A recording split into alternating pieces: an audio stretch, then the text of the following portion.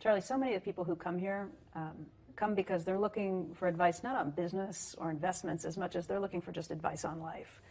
There were a lot of questions today, people trying to figure out what the secret to life is, to a long and happy life. And I just wonder if you were... But that is easy because it's so simple.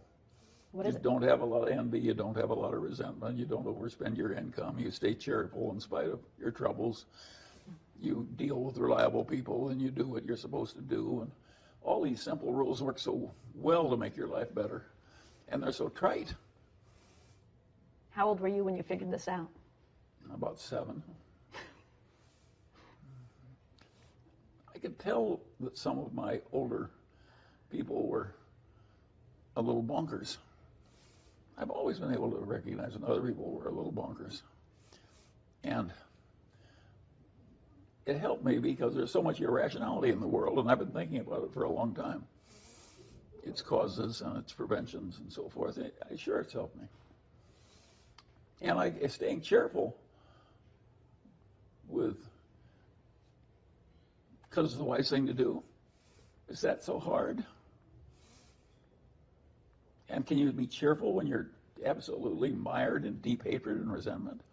Of course you can't. So why would you take it on? Is there any advice you would go back and give your 20-year-old self? I have not.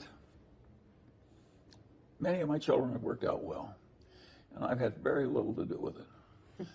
I think they come into the world to a certain extent pre-made, and you just sit there and watch.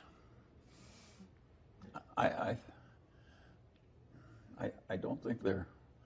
It's been simply amazing to me as a parent to note how much is sort of preordained. Mm-hmm. The shy baby is a shy adult. The booming, obnoxious, domineering baby is the booming, domineering, obnoxious adult. I've never found a way to fix that.